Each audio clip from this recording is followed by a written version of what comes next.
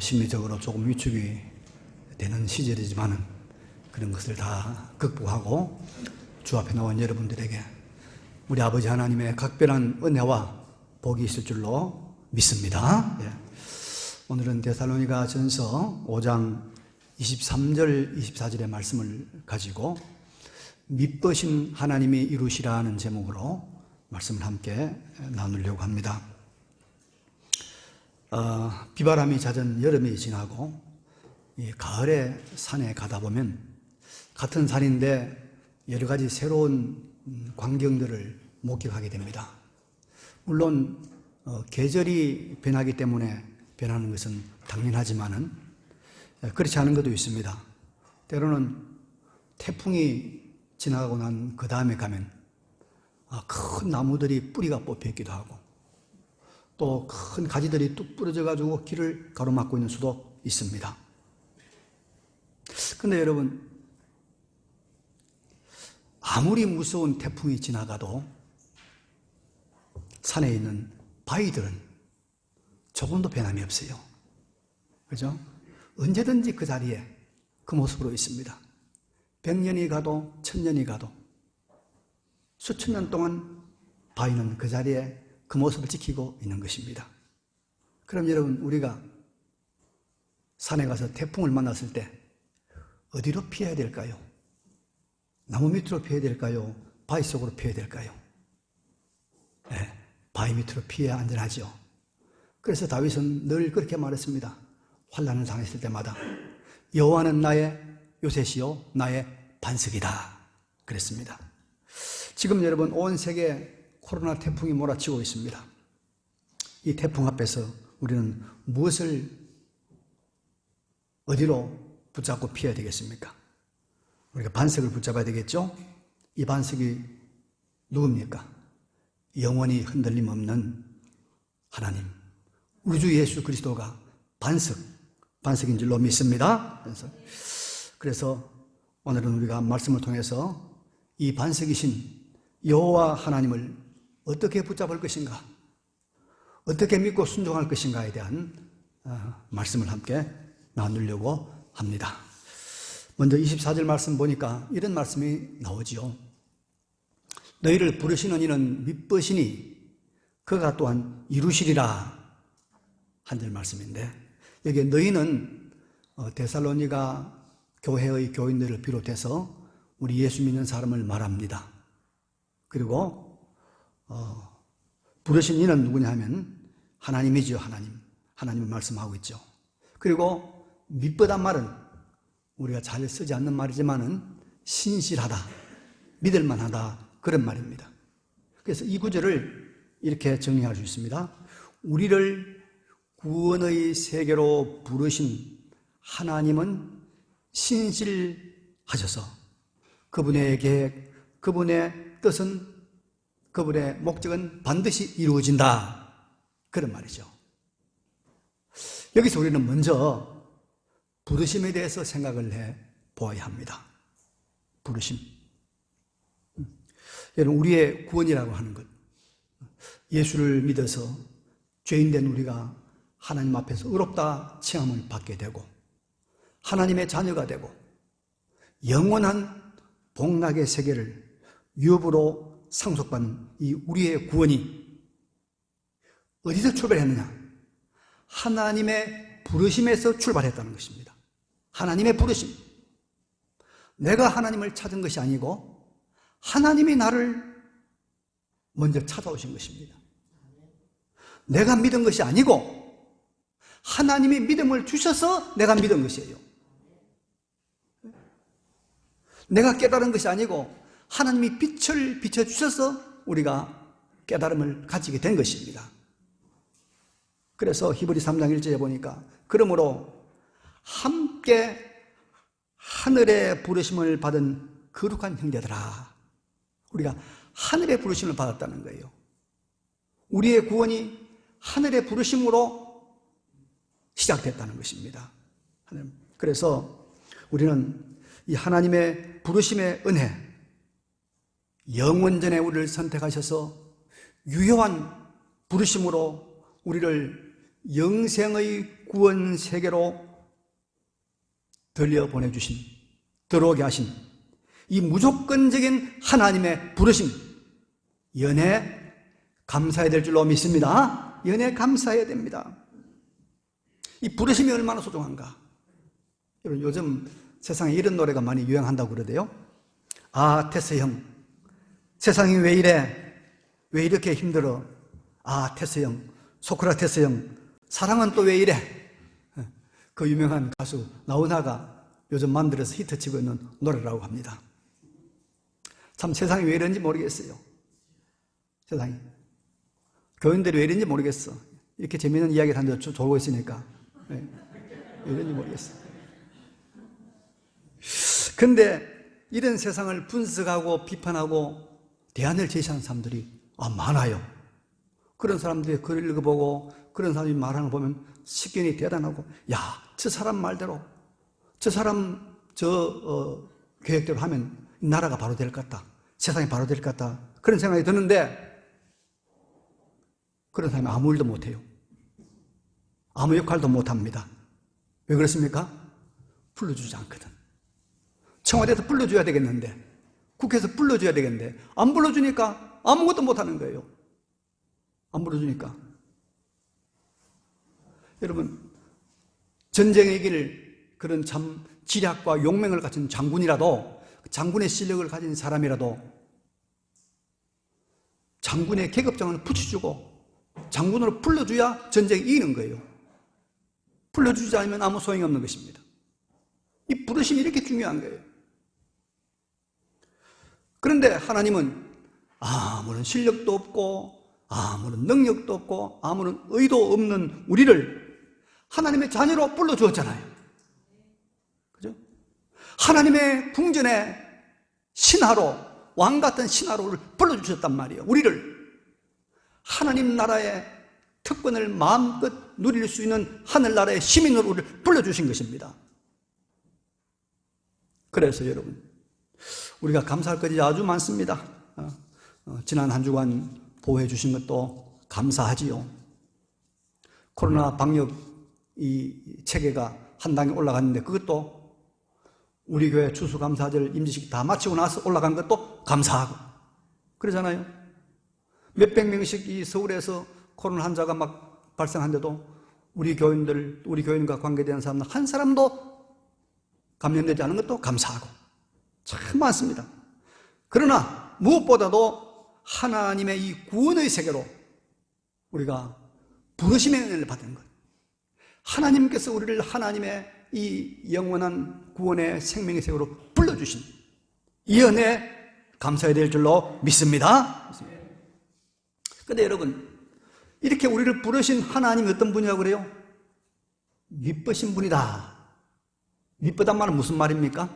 믿을만하다, 신실하단 말이죠. 여러분, 하나님이 신실하단 분인 것이 얼마나 든든한지 모릅니다. 얼마나 위로가 되는지 몰라요. 하나님은 미쁘신 분입니다. 우리 남자들은 군대 생활을 거의 다 합니다. 그러다 보니까 이 군의 계급 높은 사람들 보면 굉장히 막 존경이 돼요. 존경이 됩니다. 근데 어느 교회에서 군대에서 상당히 높은 이 쫄병 출신 목사가 목회하는 교회에 이 대령 출신의 교인이 등록을 했습니다. 얼마나 막 속으로 마음이 좋은지 몰랐다고 그래요. 그런데 이 대령 출신 교인이 목사님 친한 분들 한번 모시겠습니다. 그래가지고 목사님하고 목사님 친구들 다 모시고 민간인으로서는 쫄병으로서는 감히 가도 못할 좋은 국방부 운동시설에 데려가서 운동을 하는데 다 서비스를 하고 좋은 식당에 가서 대접을 하고 그러니까 같이 간 목사님들이 막 부르하고 막 참 아주 이 목사님 어깨에 힘이 올라고 의기양양합니다. 그런데 나중에 시간을 지나고 보니까 그 대령 출신 그 교인이 대접한 것은 그것이 처음이자 마지막이었어. 그리고 자기 마음에 안 드니까 마구 대들고 막 욕을 하고 그러다가 어느 날 그 교회를 떠나버리고 말았습니다. 이런 것이 여러분 믿지 않는 것입니다. 믿을 수 없는 것입니다. 변질입니다. 신실하지 못한 것입니다. 그런데 사람들은 다 믿던 사람이 잘 없어요. 믿을 만한 사람이 잘 없습니다. 신실하다고 믿었던 그 사람이 변질하고 변해버리고 떠나버리니까 그것 때문에 상처받고 그것 때문에 마음 아파하고 그것 때문에 어려워하는 사람들이 얼마나 많습니까? 그래서 어떤 분이 아주 유명한 명언을 남겼어요. 그래서 이 말을 잘 기억하면 다소 위로가 될 것입니다. 나는 어떤 사람도 안 믿는다. 나는 누구도 안 믿는다. 이거 다 간직하면요, 들어 여러분, 이 믿지 못하는 사람들을 만나서 상처받을 때 위로가 됩니다. 그렇죠? 그러나 여러분, 사람은 그렇지만 하나님은 어때요? 신실하십니다. 하나님은 영원히 변치 않습니다. 영원히. 그래서 성경의 모든 사건과 사람들의 이야기가 보여주는 결론이 무엇이냐? 하나님은 신실하다.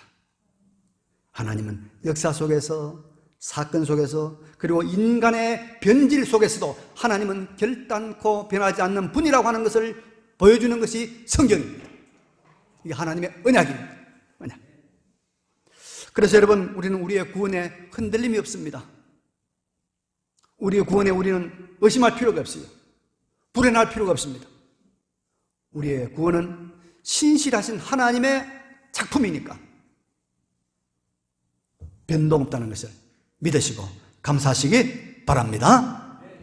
그러면 여러분, 우리를 부르신 그 하나님의 부르심의 그 내용이, 부르심의 목적이 무엇일까요? 그 신실하신 하나님께서 우리를 어떻게 하려고 부르셨을까? 23절에 보니까 평강의 하나님이 친히 너희를 온전히 거룩하게 하시고 라는 말이 나옵니다. 또 너희의 온 영과 혼과 몸이 우리 주 예수 그리스도께서 강림하실 때 흠없게 보존되기를 원하노라. 우리가 주목할 두 구절이 있습니다. 너희를 온전히 거룩하게 하신다. 또 온 영과 혼과 몸이 흠없게 보존되기를 원하노라. 이 말씀입니다. 이 말씀은 한마디로 말하면 우리 자신의 인격 성품이 하나님을 닮은 사람으로 변화되기를 원한다. 그런 말입니다. 이걸 다른 말로 거룩하게 되는 것, 성화라고 말합니다. 여러분, 이것이 하나님이 우리를 부르신 하나님의 아주 중요한 뜻임을 기억하시길 바랍니다. 우리가 거룩하게 되는 것, 우리가 성화되는 것, 우리가 온전히 우리의 몸과 우리의 영과 혼, 영혼이 다 하나님 앞에서 거룩하게 되는 것, 이것이 하나님의 뜻이라는 거예요. 부자 만든다는 것이 하나님의 뜻이 아닙니다. 네? 높은 자리에 앉히려 하나님의 뜻이 아니에요.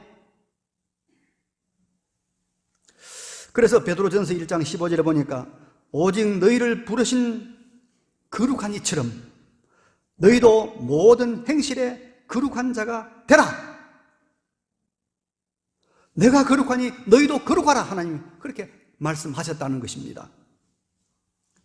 그래서 거룩은 하나님의 성품입니다. 하나님의 모든 성품을 총괄해서 하는 말이 거룩. 그래서 거룩하신 하나님, 거룩하신 하나님이란 말이 나옵니다. 자, 왜 하나님께서 우리를 거룩하기를 원하시는가? 왜 우리가 거룩해야 되는가? 이걸 제가 재미있게 좀 설명해 보겠습니다. 여러분, 이 건강에 대해서 요새 관심이 많고 많은 학자들이 연구를 하는데요.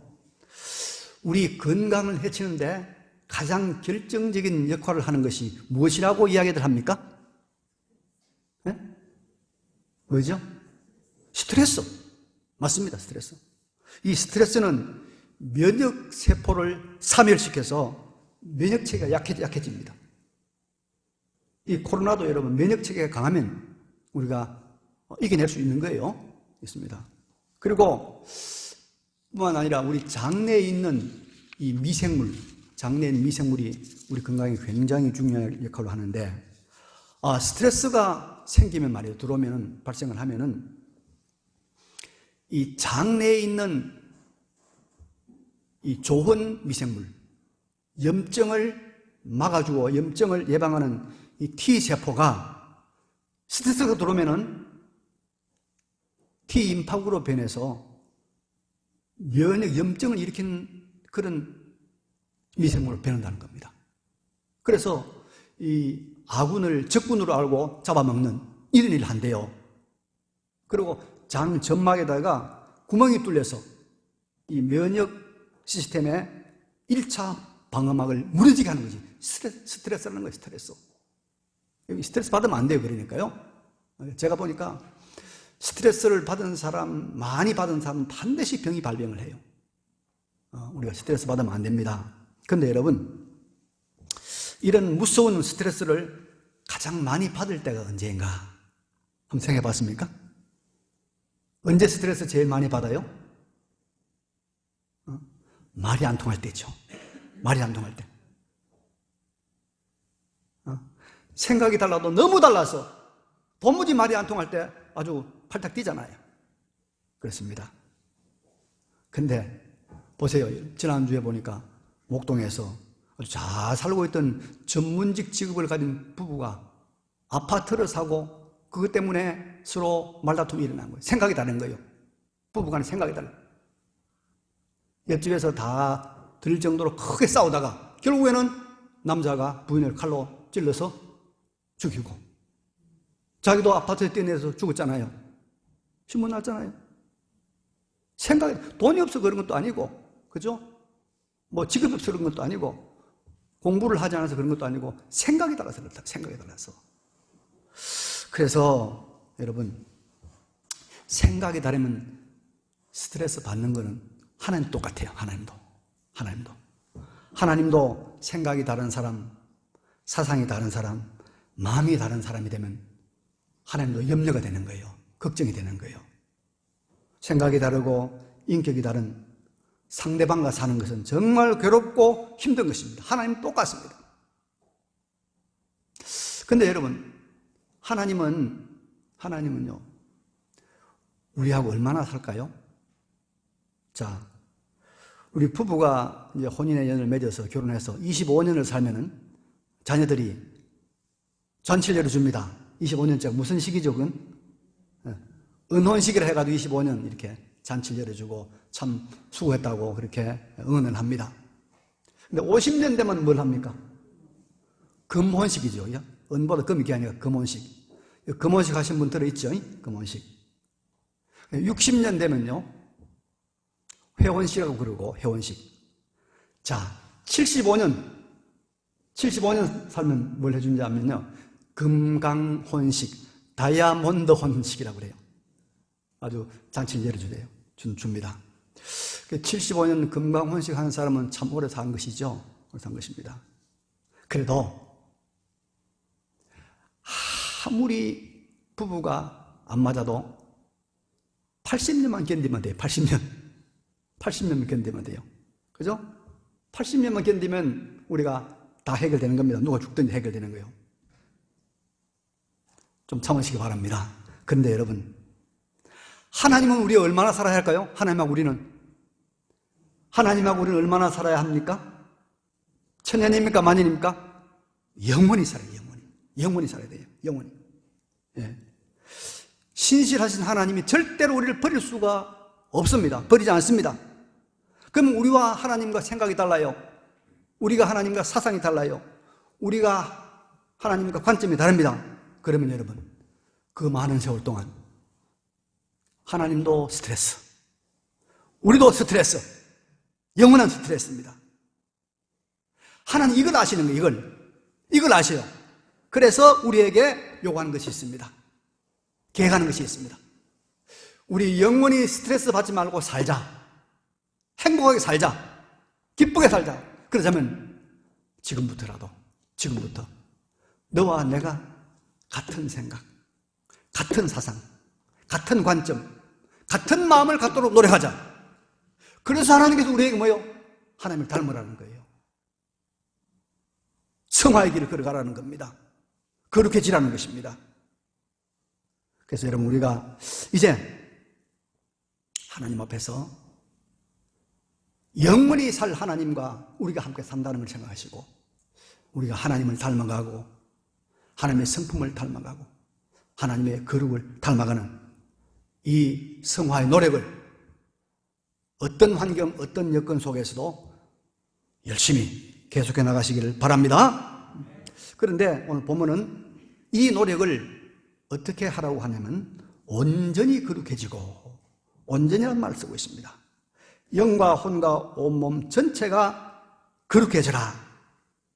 그러니까 하나님은 우리가 어느 한 부분에서만 하나님을 닮은 거룩으로 나가지 말고 전 분야가, 모든 분야가 하나님을 닮은 전인적인 거룩으로 나가라, 그런 말씀하고 있는 것입니다. 그래서 어떤 사람을 보면요, 한 부분은 굉장히 훌륭하고 참 좋은데 한 부족한 면이 있어요. 근데 이것을 고치고 이것도 하나님 앞에서 바로 하려고 해야 되는데 이것을 고치지 않고 이것을 그냥 방치하다가 큰 낭패를 보는 수가 있습니다. 한번 예를 들어 봅시다. 자동차가 바퀴가 몇 개입니까? 4개죠. 보통 10개도 있겠지만 4개인데 3개는 바퀴가 아주 바람도 빵빵하고 아주 좋아요. 근데 앞바퀴 왼쪽 하나가 찢어졌어요. 바람이 세요. 그럼 어떻게 될까요? 차 가다 보면 그냥 차가 한쪽으로 기울어져서 충돌하든지 아니면 넘어지든지 하고 만단 말입니다. 그래서 하나님은 우리가 전체적으로 온전히 혼과 영과 몸 전체가 다 하나님 앞에서 거룩해지라 말씀하고 있는 겁니다. 제가 이 총회 재판국에서 봉사를 좀 하고 일을 하고 있는데, 근데 이 재판에 올라온 그 피고가 된 사람들이 들어 있습니다. 그런데 그 사람을 변호하는 친구들이나 지인들이 하는 말이 뭐라고 하느냐? 목사님, 그 사람 정말 착한 사람입니다. 그 사람 법 없이도 살 사람입니다. 그 사람이야말로 참 존경받는 사람입니다. 그래요. 성품이 온유하고 인내심이 있다는 거예요. 근데 그건 좋은데 이성을 대하는데 문제가 있다는 말이에요. 돈을 쓰는데 문제가 있다는 말이에요. 행동을 하는데 미스가 있다는 말이에요. 그래서 여러분, 우리는 하나님 앞에서 잘한 것만 생각하지 말고 잘한 것만 보지 말고 자신의 부족한 것을 채워가야 됩니다. 순종은 잘하는데 맨날 설교 시간에 좋은 사람이 있어요. 그거 고쳐야 되는 거라. 열심히 하는데 일하고 난 뒤에는 또 제대로 정리하는 사람이 있어요. 그런 거 고치란 말이에요. 그래서 온전하게 우리의 혼과 영과 몸을 다 하나님 앞에 흠이 없도록 보존하도록 노력하라. 왜냐하면 우리는 영원히 하나님과 동거동락할 하나님의 파트너입니다. 하나님의 권속입니다. 그러므로 어느 하나라도 포기할 수가 없습니다. 우리를 불러 구원하신 그 은혜에 감사하는 마음으로 우리의 인격 전체를 온전히 거룩한 하나님의 형상으로 만들어가는 우리 모두가 되시기를 간절히 바랍니다. 자, 이제 23절을 보면 또 이런 말씀이 있습니다. 우리 주 예수 그리스도의 강림하실 때까지란 말이 있어요. 강림. 여러분, 강림이란 말은 내려온단 말이죠. 내려온단 말입니다. 예수 그리스도의 재림 말하고 있는 것입니다. 여러분, 예수 그리스도의 재림, 하늘로부터 천사장의 호령과 그 나팔 소리, 그 영광 중에 주님께서 이 땅에 재림하신 때가 있습니다. 그래서 땅에 있는 산자와 모든 죽은 자를 심판하시는 주님이 왕권을 드러내시는 그때가 있습니다. 역사의 종말이죠. 그런데 이 주님의 강림, 주님의 재림은 여러분 무엇이냐면 우리가 사람이 다 주님을 면전에서 만나는 것입니다. 강림은 주님을 만나는 것입니다. 그런데 주님이 재림으로 우리를 만나지 않더라도 우리는 다 주님의 강림을 맞이하는 것과 똑같이 주님을 맞이하는 때가 있단 말입니다. 그때 언제입니까? 우리가 세상을 떠나서 주님을 만나는 때. 그때도 주님의 강림 때와 똑같이 주님을 만나게 되는 것입니다. 그래서 우리가 개인적으로 주님의 강림을 선제적으로 경험하는 때가 우리가 죽음을 맞이하는 때입니다. 종말의 때죠. 그래서 주님의 강림, 주님의 재림은 우주적 종말이고 우리가 죽어 하나님의 보좌 앞으로 가는 것은 개인적 종말입니다. 종말은 같은 종말이고 같은 종말은 주님을 만나는 것입니다. 그래서 우리가 이 거룩의 이 행진을 언제까지 해야 되느냐? 언제까지 가야 되느냐? 은퇴할 때까지? 퇴직할 때까지? 80이 될 때까지? 그게 아니고 주님을 만날 때까지, 주님을 만날 때까지, 그때까지 조금도 우리가 긴장의 끈을 놓지 말고 이 거룩을, 이 하나님을 닮아가는 것을, 온전하게 되는 것을, 혼과 영과 몸을 아름답게 보존한 이 일을 계속하라, 그런 말입니다. 계속하라. 그래서 성도는 여러분 언제나 거룩한 성화의 희망을 가지고 살아가는 사람입니다. 주님을 만나는 그 순간을 최고의 희망으로, 그때를 최고의 희망으로 살아가는 사람입니다. 그러니까 죽음 이후에 준비를 하면서 죽을 때까지 소망을 가지고, 죽을 때까지 소망을 가지고 살아가는 사람이 성도다, 그런 말입니다. 그래서 위대한 신앙의 인물들은 죽는 그 순간까지 하나님에 대한 소망을 버리지 않았고 충성과 거룩함을 향해서 달려갔습니다. 사도 베드로도, 사도 바울도 주님 앞에 죽는 그 순간까지 최선의 삶을 살았어요. 그래서 그분들의 마지막은 말이에요, 가장 위대한 헌신이었어요. 가장 위대한, 그분들의 마지막은 가장 고상한 성화의 걸음을 걸어갔어요. 그게 뭡니까? 순교였습니다. 순교. 그래서 순교로 죽는 것이 가장 여러분 영광스러운 것이고 가장 그것이 복된 것이고 가장 그것이 위대한 성화입니다. 그래서 주님을 만날 때까지, 주님 강림하실 때까지 우리가 우리의 모든 것이 하나님 앞에서 거룩하고 아름답고 흠이 없고 이렇게 보존되기를 원하는 이 길을 걸어가야 됩니다. 제가 여러분 한 30몇 년 동안 목회를 했으니까 설교를 얼마나 했겠습니까? 수천 분 하지 않았겠습니까? 그래도 제가 제 설교를 들어보면 참 부족한 것이 많아요. 음성도 그렇고 또 말투도 그렇고 고저장단도 그렇고 부족한 게 너무 많아요. 그래서 이제 요즘도 제가 제 설교를 가끔씩 들어보면서 제가 부족한 것을 수정하고 고치고 노력하고, 다른 사람한테는 그 말 못하고 지도자한테 이야기합니다. 여보, 내가 지난주에는 설교를 좀 이렇게 좀 툴을 바꿔서 했는데 어때요? 하면 지도자는 그래요. 좀 나아지긴 나아졌는데 나아지자마자 은퇴하니까 무슨 소용이 있느냐고. 철들다 은퇴한다니 그렇게 해요. 근데 저는 그렇게 생각하지 않아요. 마지막까지 숨을 거두는 그날까지 모든 면에서 배우고 수정하고 다듬어야 한다는 것입니다. 마지막까지 주님을 만나는 그때가 우리의 데드라인입니다. 그때가 우리의 한계점입니다. 주님 만날 때까지, 주님을 만나는 종말의 영광스러운 때를, 그때를 생각하면서 우리 거룩의 이 행진을, 하나님 백성의 이 아름다운 자태를 만들어가는 이 노력을 쉬지 않기를 바랍니다. 내가 이 나이에 뭘 하겠나, 그런 말 하면 안 됩니다. 내가 은퇴했는데 뭘 하겠느냐. 우리 장로님들 이번에 은퇴하시는데 추워도 그런 생각하지 마십시오. 일 더 많아질 겁니다, 아마. 언제까지요? 강림하실 때까지, 주님의 영광의 날에 들어갈 때까지,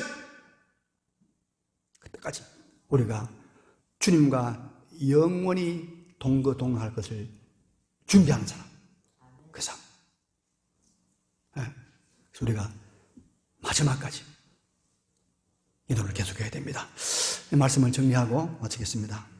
신실하신 하나님께서 우리를 부르신, 우리를 그 구원의 자리에 불러주신 그 은혜에 늘 감사하는 우리 모두가 되시기를 바랍니다.